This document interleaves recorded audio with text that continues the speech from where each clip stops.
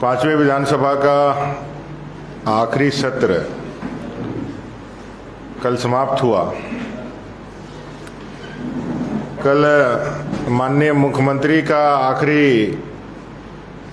राजनीतिक भाषण भी हुआ, लेकिन उस पूरे भाषण के दरमियान उन्होंने कई एक झूठ बोले, कई एक झूठे वायदे फिर से किए, कई एक बड़े बड़े बातों के घोषणा करने के बाद भी जमीनी हकीकत को उन्होंने स्वीकार नहीं करते हुए लॉ एंड ऑर्डर पर कुछ भी नहीं कहा। झारखंड के कानून व्यवस्था पर उन्होंने एक शब्द भी अपने पूरे भाषण के दरमियान नहीं किया, एक वक्तव्य नहीं रखा।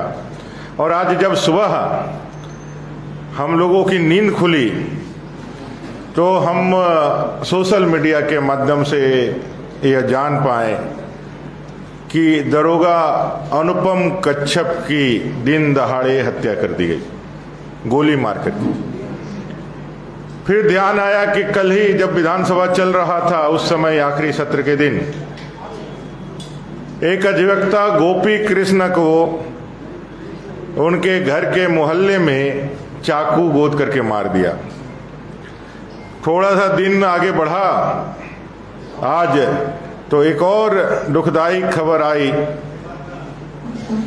वेद प्रकाश जी, जो पूर्व पार्षद धुरवा के थे, जिनके इलाज की व्यवस्था भारतीय जनता पार्टी ने कराई थी, यहाँ से एम्स से रेफर कराया था, उनकी भी निधन हो गई। ये झारखंड के 3 क्षेत्रों के 3 बड़े लोगों, ये कोई आम नागरिक नहीं, आम नागरिक तो इस सरकार के लिए कीड़े मकोड़े जैसे हैं। उनके जीवन का, उनके अस्तित्व का तो कोई मोल झारखंड मुक्ति मोर्चा और कांग्रेस के लिए है ही नहीं। एक तो सरकार का वर्दी पहना हुआ दरोगा अनुपम कच्छप, दूसरा कानून की रक्षा करने के लिए न्यायालय में पैरवी करने वाला एक अधिवक्ता, और तीसरा जनप्रतिनिधि।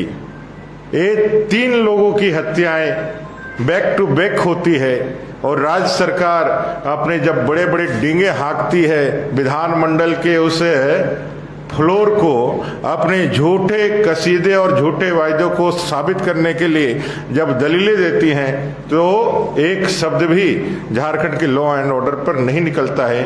ये साफ दिखलाता है कि वर्तमान की सरकार के संरक्षण में ही ये सारी घटनाएं घटित हो रही है और इनको उनका ही संवर्धन भी प्राप्त है, उनका संरक्षण भी प्राप्त है।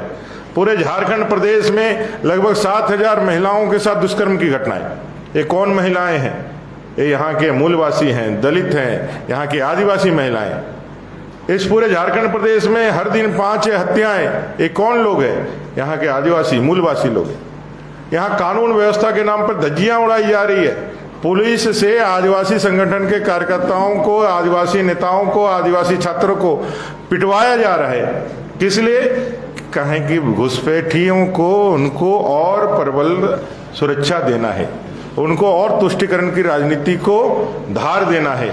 इसलिए झारखंड के पूरे कानून व्यवस्था को इन्होंने ताक पे रख दिया है और यहाँ कोई सुरक्षित नहीं है। अब तो लोग कहने लगे हैं कि हमारा और हमारे प्रियजनों का जीवन कैसे इस अत्याचारी भ्रष्टाचारी सरकार से बचे, इसके लिए वो दिन रात भगवान से प्रार्थना कर रहे हैं कि किसी तरह से ये 1-2 महीने का जो समय है वो निकल जाए और ये सरकार यहाँ से जनता तो उखाड़ फेंकने वाली है। ये जितने जल्दी यहाँ से यदि हम इनसे मुक्ति पाएं, उतना ही ज़्यादा भला इस झारखंड का होगा, झारखंडियों का होगा। बहुत धन्यवाद।